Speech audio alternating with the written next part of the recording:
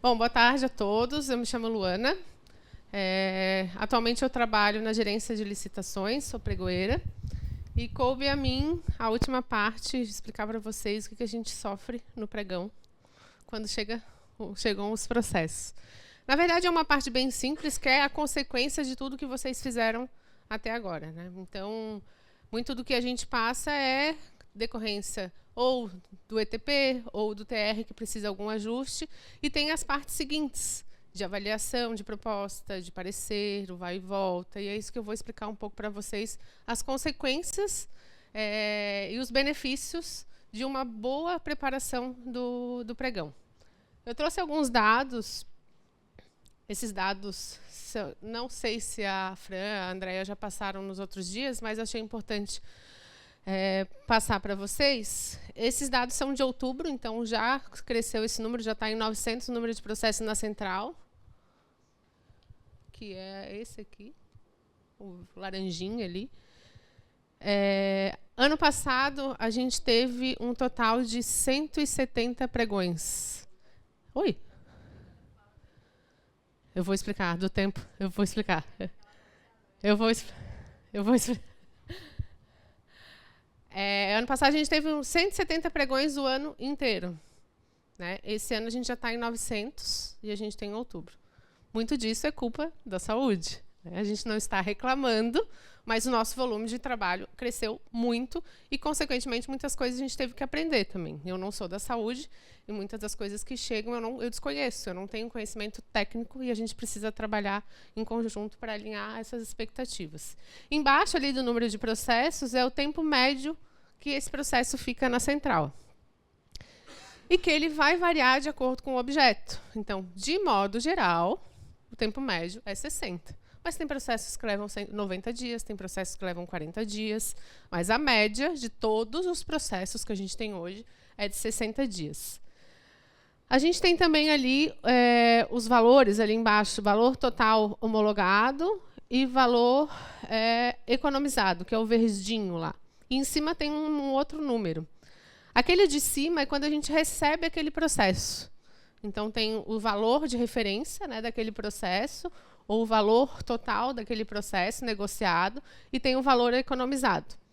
O negociado, às vezes, ele está acima do valor de referência. Para a gente não é interessante isso, porque a gente não vai contratar acima do valor de referência. Mas é só para ter uma ideia do volume de recursos que chega, e até agora foi economizado, até outubro, né, foi economizado em torno de 280 milhões. Eu sei que está pequenininho, isso aqui fica disponível para vocês se vocês quiserem, a gente pode compartilhar um link. É um painel interno, né, não é extraído do Elic, é um controle interno que a gente tem, um painel, o Fio já está desenvolvendo, acho que a Fran já falou isso também, mas era um controle que a gente tinha internamente da gerência de licitações para saber o volume de processos, qual é o maior objeto solicitado ali em azul, ali no cantinho. Vocês estão vendo a quantidade de medicamentos. Aquele ali é o volume de recurso solicitado por objeto. Então, medicamentos é o disparado, o que tem o maior volume. Assim como por demandante, que amarelo é a saúde lá em cima. E aí, agora, passando um pouco para a apresentação em si do que eu vou falar hoje, que é quais são os fatores que influenciam no bom andamento ou no sucesso do pregão. Queria saber de vocês um pouquinho o que vocês imaginam que é importante para a gente na hora da condução desse pregão, ou que influencia num resultado bom desse pregão. Se vocês puderem acessar o QR Code, vai aparecer na tela ali o que vocês estão escrevendo. Então, vocês vão ter que escrever, porque a gente está controlando. O Fio, se puder mudar, vou dar um minutinho para vocês escanearem, depois eu já vou mudar de tela. Então, se puder acessar aí. Todo mundo conseguiu? Pode trocar, Fio, por favor.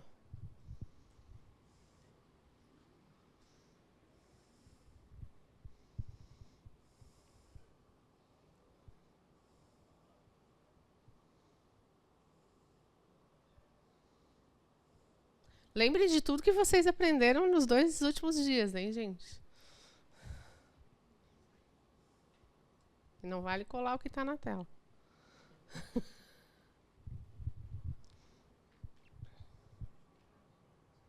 É interessante ver a diferença entre as duas turmas. Na turma do mês passado, deu bem diferente do que vocês estão colocando agora.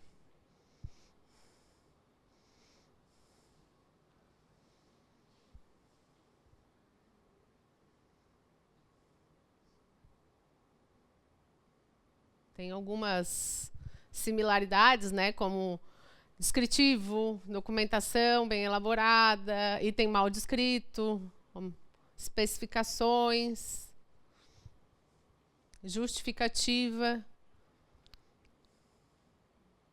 Interessante ver que o mais colocado ali, eu não sei se vocês foram junto com o que já estava ali na tela, foi termo de referência. O termo de referência ele é uma consequência do estudo técnico de vocês, né? Então, se o termo de referência está ruim, antes o estudo técnico também estava ruim e, consequentemente, o pregão vai estar não vai estar adequado para que ele tenha um bom resultado. Acho que já deu de a gente ter uma ideia, assim, né? Para nós, tem uma série de fatores. Ô, Phil, se tu puder voltar à tela ali da apresentação, por favor. Tem uma série de fatores que são relevantes e que fazem diferença, né? Não só para quem conduz esse pregão, mas também quem vai receber de volta para a contratação esse pregão. E a especificação bem clara dos itens, do termo de referência e principalmente a elaboração do estudo técnico é um dos principais problemas que a gente encontra hoje. Então, fatores que comprometem. O planejamento e a pesquisa de mercado. Muitas vezes, o item, ou o valor do item, ou aquele objeto que está sendo solicitado, ele é replicado de contratos anteriores, né? Isso é bem comum, apesar de a gente achar que não. Falhas na precificação, falha nos critérios técnicos, transparência, compliance, comunicação deficiente entre setores, complexidade dos projetos, objetos repetidos e frustrações de pregões. Eu estou passando rápido, depois eu vou esmiuçar cada um deles, tá? Só para a gente ter uma ideia do que a gente vai falar hoje. Termos de referência claro e detalhado, pareceres de propostas e amostras, inconsistência nos pareceres técnicos e atualização nos descritivos dos itens. O primeiro deles, que deve conduzir todo o processo de licitação, né, desde a fase inicial até o final dessa licitação ou dessa contratação, é o planejamento do que vocês querem contratar. Um planejamento ruim resulta em vários pregões, ou poucos pregões, um pregão frustrado, ou um pregão que não atende ao descritivo, porque ele foi mal escrito. Então, o planejamento daquele pregão ele é muito importante. Está aqui a Cíntia que não me deixa mentir. A falta de embasamento do estudo técnico é comum a gente pegar estudos técnicos com uma justificativa para a renovação de contrato. Ponto. Mas por que isso quer renovar aquele contrato? O que é importante ou qual é o problema que a gente quer resolver com aquela contratação ou com aquele medicamento? Eu sei que da saúde, às vezes, é fim, né? E às vezes a justificativa é o objeto em si. Mas a gente tem que deixar claro o porquê e porquê daquele momento, quantos nós vamos precisar, quantos foram envolvidos, quantos hospitais foram envolvidos, quantas pessoas estão envolvidas naquele processo. O desalinhamento com os preços e a realidade de mercado, às vezes se pede um padrão de um material, como foi o que eu peguei uma vez, de lixeira, por exemplo. Era solicitado lixeiras hospitalares de vários tipos. E o padrão solicitado dessa lixeira era o padrão americano. E todos os fornecedores cotaram um padrão europeu. Um dos motivos é que a foto estava um padrão europeu, diferente do que estava solicitando naquele descritivo. Outro motivo é que o padrão americano não se vende mais no Brasil, só se vende o padrão europeu. Então, eles entenderam que aquele objeto... Ah, não, agora é o padrão europeu. E, no fim, foram mais de 20 empresas que apresentaram uma proposta e que, no final, aquele pregão ele foi frustrado. Ninguém conseguiu alcançar as especificações daquele objeto. Então, pensar muito bem o que se quer. Provavelmente, aquele processo era um processo que já tinha de uns 2 anos atrás, talvez, e só foi replicado. A gente sabe, é normal a gente fazer isso para facilitar o nosso trabalho, mas uma pesquisa de mercado, entendendo qual é o padrão que se utiliza hoje, quais são os valores, o que acarreta, o que faz para trazer aquele lixo, aquela lata de lixo até aqui, qual é o valor de transporte daquilo, qual é a flutuação de mercado, dólar e etc. Tudo isso tem que estar no planejamento para quando vocês fizerem a especificação, ficar muito bem claro. Então, realizar uma pesquisa abrangente e atualizada, buscando vários fornecedores daquele objeto e considerando as variações de mercado. As falhas na precificação, né? Então, muitas vezes, como desculpa se eu me tornar repetitiva, mas uma coisa vai acabando, é consequência da outra ali, né? Então, um planejamento ruim, uma falta de precificação ruim, ou uma falta de consulta de mercado. Então, os dados que a gente tem, os preços que a gente tem, pode ser que sejam alguns medicamentos que sejam importados, por exemplo. Eu estou dando um exemplo de medicamento que é o mais fácil para dar, tá, gente? Não é o foco aqui medicamento, tá? Mas o dólar está com uma flutuação incrível. Então, esse valor, ele é irreal. Será que está sendo considerado isso no momento do pregão? Às vezes frustra um item porque ele está muito abaixo do valor de referência e não tem quem alcance aquele valor. Subestimação dos custos reais, né, imposto, transporte, manutenção, aquilo que eu mencionei no planejamento, e as flutuações de mercado. Então, esses preços eles têm que ser revisados continuamente a cada processo que vocês forem fazer, mesmo que vocês achem que nada mudou. Falhas nos critérios técnicos, que foi uma coisa muito falada aqui. Então, especificações muito restritivas limitam a competição. Especificações muito vagas, a gente não sabe o que se deve adquirir. O importante não é só a descrição do item, e sim o que vocês querem resolver. O que vocês querem resolver? Nós temos que atender uma decisão judicial de pressão alta em tal lugar, e é essa marca que está se pedindo. Ponto. Está ali a descrição muito clara. E aí o jurídico vai entender por que às vezes está tão fechado o critério, por que não. Ou então, divisórias, como a gente estava conversando. As divisórias elas têm vários materiais. Por que eu quero X material ao invés de Y?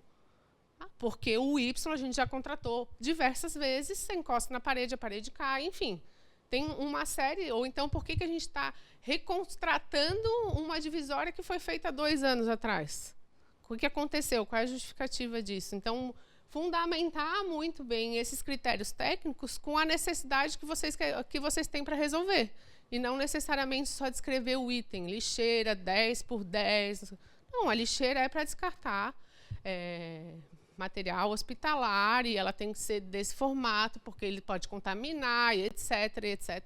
Então, esse tipo de descrição, que não é necessariamente do objeto em si, fazem toda a diferença no momento do pregão. Aqui a gente já está entrando um pouco na questão dos pareceres e marcas, né? Tem vários problemas de transparência e compliance que a gente trabalha bastante. Assim como a saúde, a gente trabalha com praticamente todos os órgãos de governo. E dependendo do setor demandante, cada um tem uma maneira de responder e fazer aquele parecer. Para nós, até ok, quando é um objeto só, ou um objeto simples. Agora, quando são 60 itens, ou 40 itens, cada item uma empresa, aí vem a amostra, vem parecer, reprova. Confesso que depois do 15º parecer, eu já não sei mais qual item eu aprovei ou reprovei. Eu tenho que, toda vez que chega esse processo, é como se fosse começar tudo de novo. E quando eu começo tudo de novo, eu demoro mais, né? Então, às vezes, entre as gerências ou entre as diretorias, eu não sei exatamente como funciona em cada órgão aqui, se são diretorias diferentes ou gerências, mas tem um padrão do setorial, do órgão. É da saúde, a saúde é esse padrão para todos os pareceres que vierem da central. Ou, se vocês acharem interessante, a gente pode definir esse parecer para vocês, mas são vocês que entendem do produto ou vocês que entendem desse objeto. Então, é comum que a gente veja, aprovado, reprovado, amostra por isso, qual é o motivo da amostra, qual é o motivo da reprovação. Muitas vezes a gente não sabe, e a gente precisa dizer para o fornecedor o motivo da reprovação, para não gerar depois um recurso e a gente perder mais tempo. Então, a gente pede para vocês que se atentem à padronização desses pareceres quando forem para vocês. Bancos de marcas desatualizado ou indisponível. Muito dos produtos, principalmente da saúde, eles vão para um banco de marcas, né? Ou eles têm um banco de marcas. Muitos desses produtos estão lá, mas muitos não estão. A gente não sabe, às vezes, se a gente pode consultar nós mesmos esses bancos de marcas e já ganhar um tempo, né, dessa decisão, ou já pedimos amostra no momento da... essa documentação foi aprovada, e a saúde, com certeza, vai pedir uma amostra. Ou não vai pedir uma amostra porque já consta no banco de marcas. Talvez ficar claro onde é que está esse banco de marcas para que a gente possa acessar. Eu estou dando o exemplo da saúde, mas tem outros setores que também têm banco de marcas. Como a Faysport, por exemplo, que eles têm bola, uniforme, jogos, vários materiais que já estão lá no banco de marcas e está super desatualizado. Papel, valor, tudo que tem lá no banco. A comunicação deficiente entre os setores, e não é só para essas tramitações de análise de processos, etc., mas quando vocês vão montar esse processo. Então, pensando num sistema, na contratação de um sistema ele não vai atender um único setor. Então, quando a gente vai descrever um produto, a gente precisa conversar com todos os que estão envolvidos naquele produto. Se é um setor que vai usar, se é mais de uma secretaria que vai usar, trazer essas pessoas para junto de vocês e descrever completamente o que vocês vão utilizar, qual é a necessidade de vocês. Porque, num primeiro momento, vocês não têm que descrever a solução que vocês querem, mas sim o que vocês precisam resolver. Então, tragam também os fornecedores. Por que não? A gente acha que, enquanto servidor público, a gente não pode trazer os fornecedores e conversar. A lei federal define que pode, desde que tenham 2 servidores e seja gravado.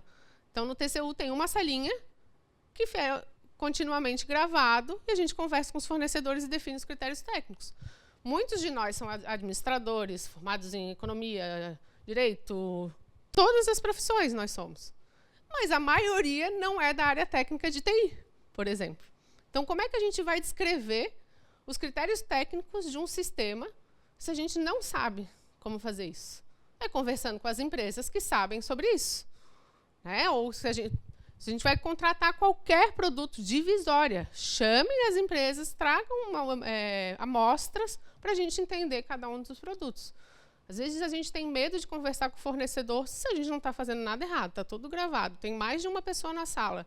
Não tem problema nenhum nisso. Isso vai facilitar para vocês lá na frente. Com certeza, o produto que vai ser entregue vai estar muito mais próximo da necessidade que vocês tinham. A comunicação fragmentada, né, e atenção ao cumprimento dos prazos. Muitas vezes a gente tem recurso, impugnação, então a gente tem prazos a cumprir. Ficar muito atento a isso, né, quando a gente devolve um processo, e que vocês... Eu nunca tive esse problema, mas acontece. De ter uma impugnação, a resposta da área técnica e demorar mais do que o prazo previsto para a resposta. Então, é uma coisa que precisa se atentar e que pode, sim, comprometer o pregão. Aqui vai um pouco do que eu acabei de falar, né? A complexidade desses projetos, a complexidade dos objetos, muitas vezes não dependem de nós. A gente precisa, sim, abrir para as pessoas que entendem daquele objeto, daquela contratação, ou do que se quer resolver para entender. Então, envolver sempre os especialistas nas áreas, os fornecedores, tragam todas as pessoas que vocês puderem para entender melhor sobre aquele problema que vocês têm para resolver. Objetos repetidos e frustrações. Isso é uma das coisas que a gente pretende colocar no nosso painel. Quais são os objetos ou os itens que têm mais frustração ou pregões desertos? Eu estou há um pouco mais de um ano na DGLC e eu já vi padrão, né, nesses objetos. Ou porque o valor está muito abaixo do valor de mercado, ou porque ninguém mais fornece aquele tipo de produto que está sendo solicitado. E esses pregões, eles são recorrentes. Ele foi frustrado hoje, pode contar daqui a 2 meses, vai vir de novo um pregão com o mesmo objeto, com o mesmo item e do mesmo valor, da mesma forma. O que vai acontecer? Frustrado novamente.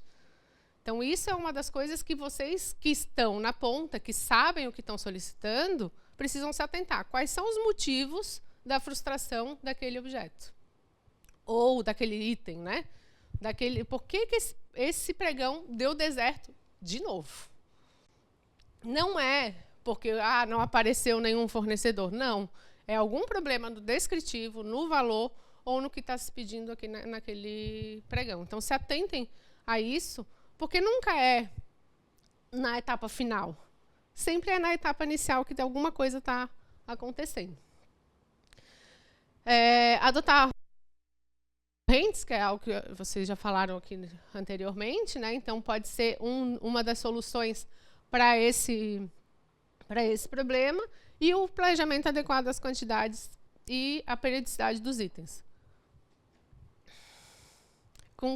De quanto em quanto tempo é feito a compra de material esportivo, por exemplo?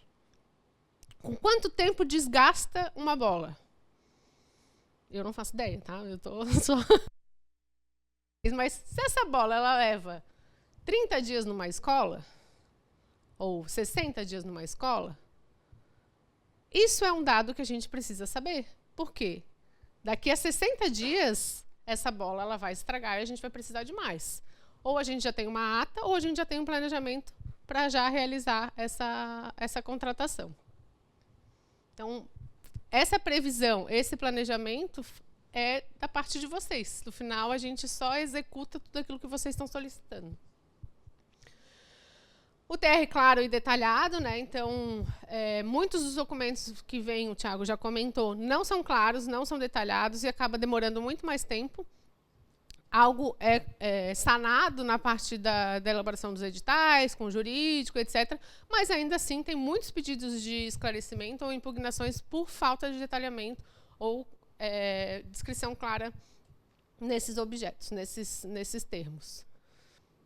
Esse aqui eu já falei um pouco também na parte dos pareceres, mas e que já melhorou bastante, a gente já teve várias conversas com os setoriais, a questão da sequência dos pareceres, a maneira como eles veem, que eles ficassem claros para quem conduzia aquele pregão.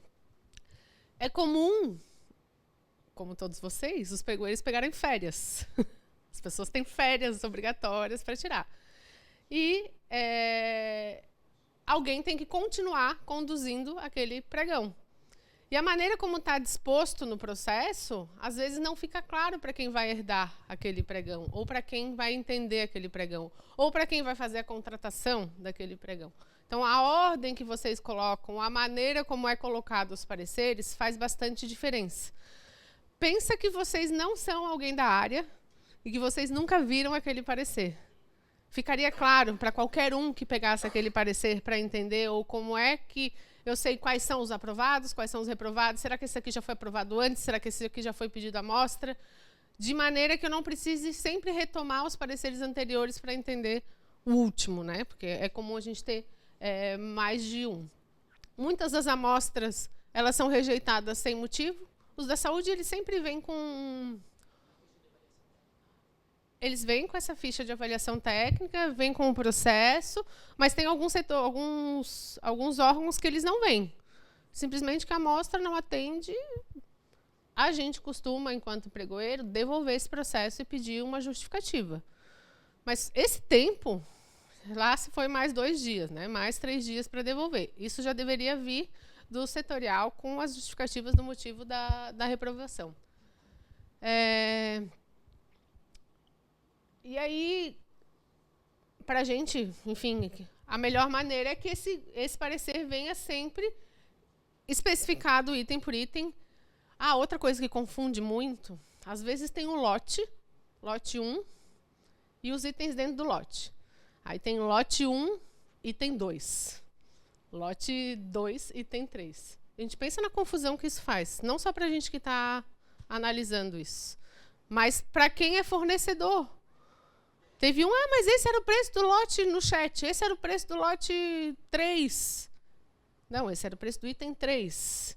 Para eles é confuso colocar aquilo dali. Então, quanto mais claro for a descrição desses lotes, tanto lá no ETP, no TR, para a consequência colocar ali no ELIC, depois para a gente também vai ser analisar. Então, o andamento do pregão às vezes pode ser mais rápido ou mais lento por conta dessa confusão que às vezes está nos itens do edital. Algumas inconsistências, né, nesses pareceres.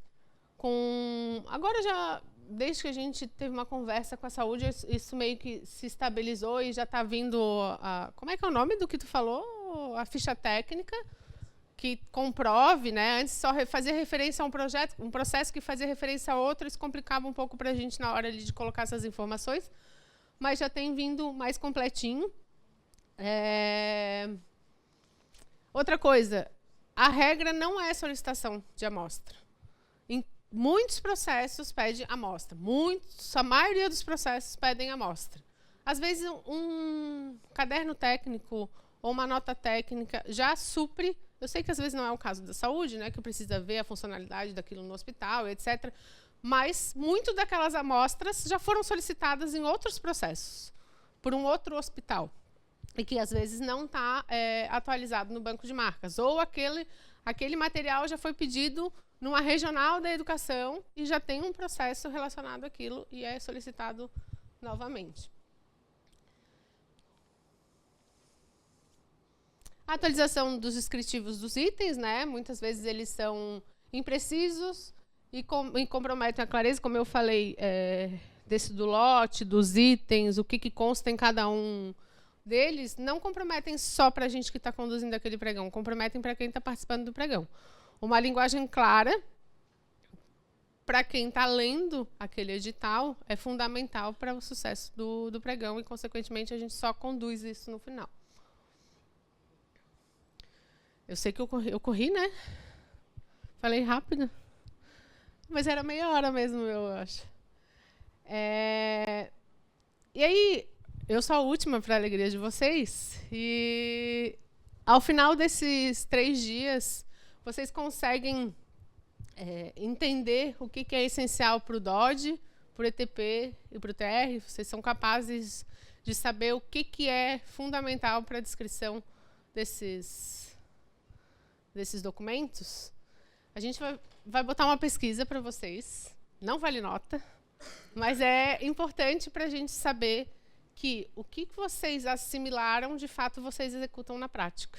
Então, muitas das perguntas têm, eu sei essa resposta, é essa aqui. E aí depois vai ter uma outra pergunta, que é o que vocês fazem, de fato, na prática. E o questionário que a gente aplicou na turma anterior, ficou claro que existe, sim, uma diferença entre o que vocês sabem que é certo e o que vocês executam na prática. A gente não está julgando ninguém, é só para a gente conseguir alinhar e saber onde a gente agir para os próximos cursos e como a gente trabalhar daqui para frente. Isso parte é objeto da minha dissertação também, nesse questionário a gente vai utilizar a gente não, né? Eu vou utilizar na minha dissertação, mas eu já usei da turma anterior. Então, esse aqui é só para a gente alinhar com todas as turmas, tá? Ele é rapidinho, esse questionário. Leva de 4 a 8 minutos. É o último QR Code. Hã?